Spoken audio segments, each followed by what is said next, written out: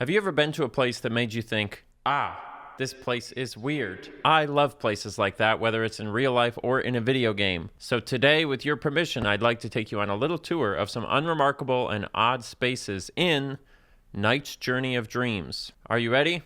Let me show you some spots.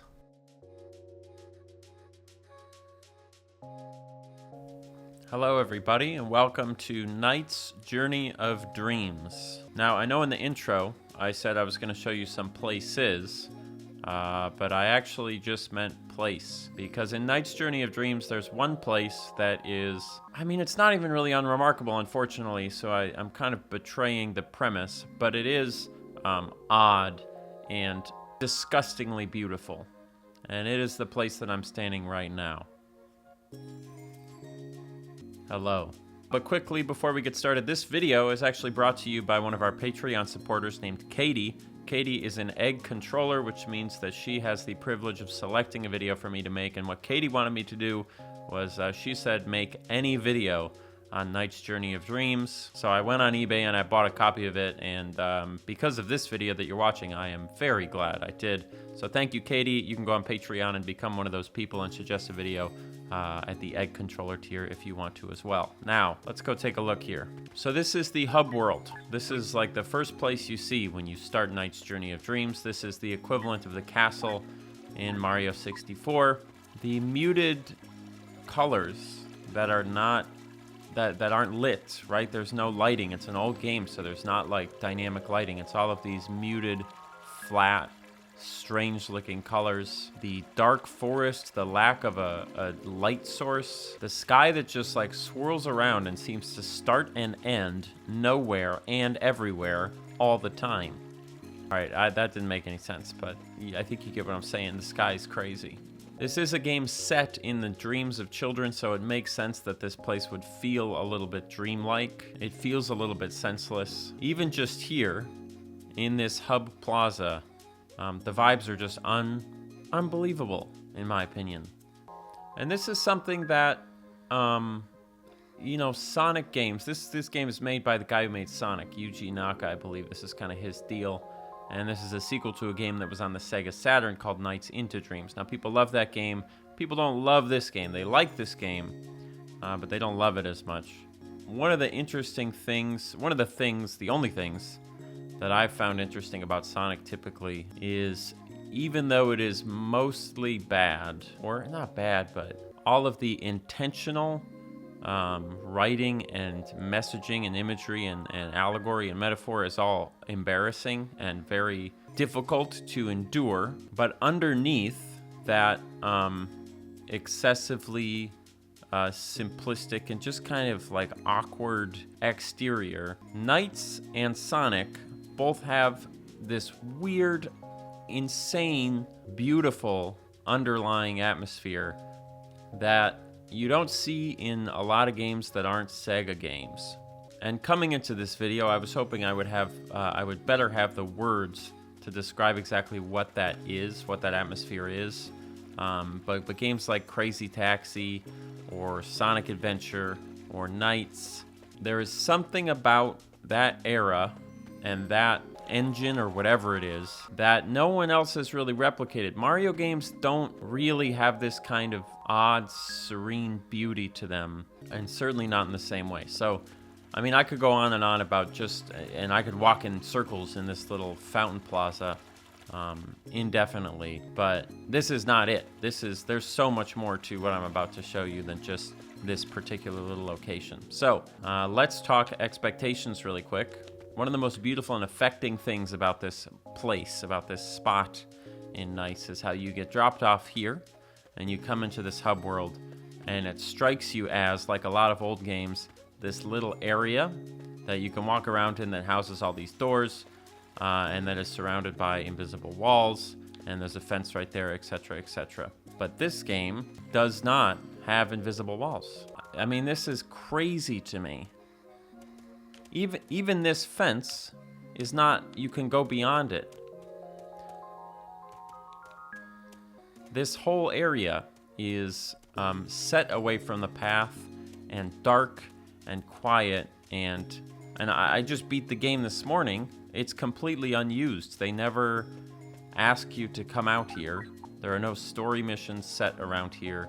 It's just this weird, abandoned, and so still little tucked away area. Boy, I need to get better at metaphors. I mean, look, feel this. I mean, maybe it only makes sense if you're actually the one who's able to play it. Areas like this, I just can't even explain it.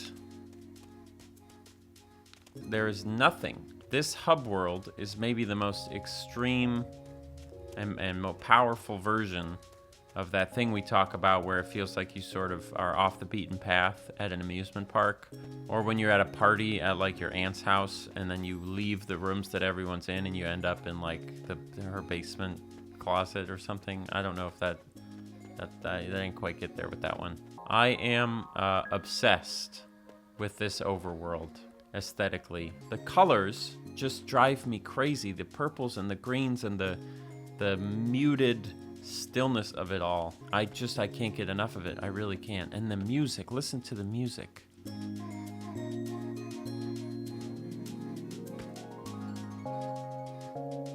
It is an unbelievable location. Gosh, and I really do hate to talk about these games and Sonic games as though there is a hidden brilliance in that they're the greatest games of all time. But I'm gonna do it anyway. You know what I think it feels like, which is so clever and kind of amazing because it is a game set in a dream. It does sort of feel like if you were in a dream and you could sort of freeze it in the dream and become lucid and fully aware, it does feel like what you would maybe find if you walked away from the part of the dream that the dream was actually occurring in. You would sort of start to see the logic end and the roads kind of stop, you know? A dream, like in a video game, is I guess your mind sort of projecting all of the necessary accoutrements to create a convincing space. But it's not like when you're dreaming about your house as a kid. If you're in the living room, your mind is not your mind isn't rendering, so to speak, the bedroom closet, you know, when you're dreaming. So if you think of this plaza as the living room in your dream, the forest only needs go so far to create the space for the plaza, for the hub world of the game, right? And consider what that philosophy would do if they would apply it to other games like a Mario. And I do just want to reiterate, this is not a game that I played as a kid. I remember buying it probably in 2011 because Nintendo Power gave it a 9, which it does not deserve. But Nintendo Power gave it a 9, and I was like, oh, that's like a hidden gem. And I played it for 5 minutes, and I said, this game sucks, but that hub world is really got a great vibe.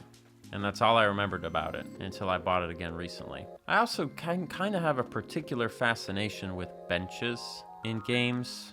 Objects that are there to like imply a use, but that are not actually usable, you know?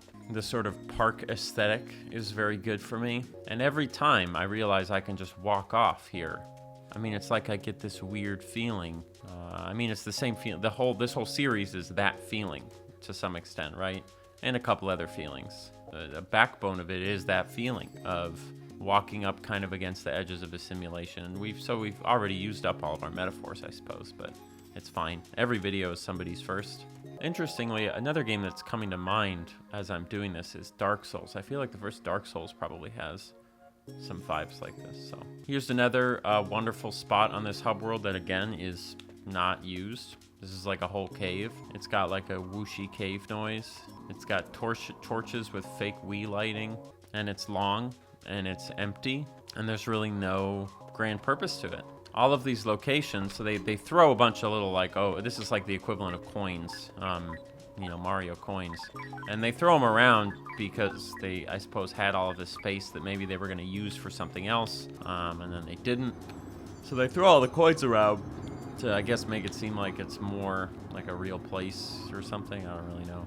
But it is so obvious that it is exactly the thing that we love, which is a place that wasn't made to be explored, that you can explore. I think all of us are getting sick of only being able to explore places that they built for exploring. I think it's really cool to explore places and to look at things that weren't explicitly put there for you to spend time in. And it is precisely that activity that I think separates the way we play games as a kid versus the way we play them as adults. Man, this series is so much less jokey than the unemployment one. I just filmed one of the unemployment ones, and that's just me ripping on people and making jokes, and this is me being like, you guys, my mind is melting. Me like pleading with you to understand the deep sadness that comes with being a human being in a confusing land. Ah, well, what are you gonna do? But you can't make jokes when something is so beautiful. Joking around and playing around is really the language of the universe. So, and if you will permit me just a few more of your seconds, I would also like to show you maybe my favorite spot, which is right up here where this road ends. Oh goodness, it just fills me with such a vibe. Thank goodness somebody out there knows what I'm talking about, because this is really a heck of a thing, this vibe, you know? Hello. I mean, you can't deny this, you know? You cannot deny this at all. Even just this little field, standing amongst these rocks, if this was it, if everything else was walled off, even just being able to come over here would be a real feeling. But no, it's even more free than that. It's just more of that stunning and accidental resonance and beauty. It's just the best. It's just the best, you know? I love it so much. Oops, accidentally went to the final boss. Oh, I accidentally started a horrible cutscene. All right, you want to see what I'm talking about? How it's like sort of embarrassing? Here, check this out. And dude, this song, I know that people love this song, but it's just embarrassing. All right, I accidentally started the final level. Now, that being said, this does give you a great sense of how immaculate the vibes in this whole game are. This is a little bit less unremarkable and odd, right? Because it's completely remarkable and stimulating. But, oh my god, that skybox, I didn't even look at that. There's like a mountain out there. Oh, man. This game's really got a vibe. Someday, a long time from now, when I'm making a lot of money and I can not have a job other than making YouTube videos, I'm going to end up being one of those people that's making a 6-hour video about the unintentional cosmic beauty of Knight's Journey of Dreams and how it's a pretty bad game in a lot of ways, but is also like the most beautiful thing you've ever seen in your life. I mean, look at that skybox. How can you deny? How can you deny? And you know, I'm having such a good time that I think rather than just showing you one unremarkable and odd place, I would like to show you another one, if that's okay with you. I know it wasn't on the initial permission slip, but if you're here for it, I'd like to show you one other place that is has just an unbelievable energy to it. Okay, let's go there. So this is a place called Delight City, and we're playing as a little boy now instead of a little girl. Because that's the way this game works. Don't worry about it. Welcome to Delight City. Imagine if Casino Night Zone tried to make New Donk City with the budget of a public school.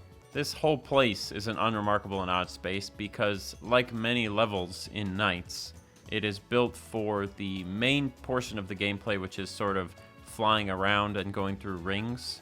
But the level starts with you just walking. And what you're supposed to do is walk up to this cage and sort of, you turn into that character, that little rabbit that's in that. See that rabbit going around in the cage up there? You turn into that rabbit and then you fly around. But for some reason, they have you walk up to that rabbit at the start of the level. And if you just don't, you can go, kind of like with the hub world, just all over the place. It's this whole gigantic, totally dead, plastic dream world with the happiest music you've ever heard in your life playing, and a timer in the corner counting down to when you're inevitably going to wake up. And I think perhaps places like this feel so odd because of the contrast they have with maybe as games have evolved, they've gotten less. I mean, look at this. I can just walk all the way over here. There is nothing over here. There's no reason. It's like underwater in Cyberpunk. There's nothing to do. There's no reason to come over here for any. There's no reason. There's no extra points you can get, no nothing. It's purely just land that was there to serve as decoration for while you were flying around up above everything, but they saw no need to restrict you from walking around in it. So you have full freedom to stand in some of the most eerie and colorful and happy but sad places that you can ever imagine. Now, one of my favorite things about this is the way that they light these buildings. Is you'll note everything about this screams daytime. Oh, it's about to be over now. Oh God, the ghosts are trying to wake me up from my dream. Everything about this level screams, get away from me. It screams daytime, but the way those buildings are lit is as though it's nighttime, and they just plopped them next to each other. So we've got bright blue sky, daytime, whatever, but the neon and the colors on the buildings, they're lit up like nighttime, right? And I've always loved when games have done that. You don't see it that often on account of it doesn't make any sense at all. But if it was actually daytime, get away from me, get away from me. Windows don't look like this during the day, right? They just don't. Neon doesn't light up like this at night. These vast post-apocalyptic overgrown fields of surrealism, I like them a lot. And I've really grown to appreciate the general just aesthetic of nights and of kind of just of Wii games, you know? Now, the way you're meant to interface with this level is like this, which is by flying around and not looking at anything too hard, much like Sonic the Hedgehog. It's a game that's about things flying by you. So all of that stuff that when you're down there walking around seems very eerie and strange, you don't really have time to put it together, kind of. All it is background entertainment. It's just a bunch of chaos and colors to distract you from the rings that you're supposed to be flying through. I mean, don't even get me started on this chaos. What's going on in here? So yeah, Knight's Journey of Dreams. The whole game is an unremarkable and odd place. It's almost unfortunate that Knights is not a more popular franchise because I think it's sort of ripe for aesthetic dissection. But it's not, at the moment, it's really just not worth the time to do it, which is too bad. And it's also too bad that it's like, there's just so much crap slathered on top of it as a game. But people tell me the first game is a lot better for that there's a lot less crap slathered on it than this Wii game, so maybe I'll give that one a try. Knight's Journey of Dreams, what a place. What a vibe. And it's interesting with this plaza because even the concept art, which you can see here, it's not restricted by the weird Wii graphics, but it still just feels kind of odd. There is something kind of dreamy about it. Imagine being in this place. What your mind goes to is what's behind those trees. And when they actually implemented it, they sort of let you figure that out. And it's in that space that it's just that the vibes are all crazy, you know? And you've got the concept art for this level, which in some sense really does do a reasonable job of capturing the chaos of it. But much like the first area, where does my mind go is, boy, it would feel weird to stand down there, you know, and be amongst, just sort of amongst everything, because what a weird place, what a nonsensical location. And the game itself, they actually let you do that, which I think is just the coolest thing in the world. What a great game. Well, it's not that good of a game, but it does have great vibes. I want to give a quick shout out to Patreon supporter Katie. If you support me at the Egg Controller tier on Patreon, you can select a video for me to make just like Katie did with this video. So this one goes out to you, Katie. If you enjoyed this video, please leave a comment down below saying, hey, I enjoyed this video. That will tell me to make more videos like it, because guess what? I'm here to serve you. And if you want to be here to serve me, you can go to patreon.com/any_Austin and support me. The absolute best thing you can do to help me out is immediately watch another one of my videos right after this one. The algorithm loves it, and it also loves when you watch all the way to the end. So really, I should make these endings shorter if I was smart. But if I made the ending shorter, I couldn't tell you this. In my free time, I make a lot of music. It's one of my favorite hobbies. I use that music in all of my YouTube videos. So today, I'm going to leave you with this. Please enjoy the song. I'll see you next time.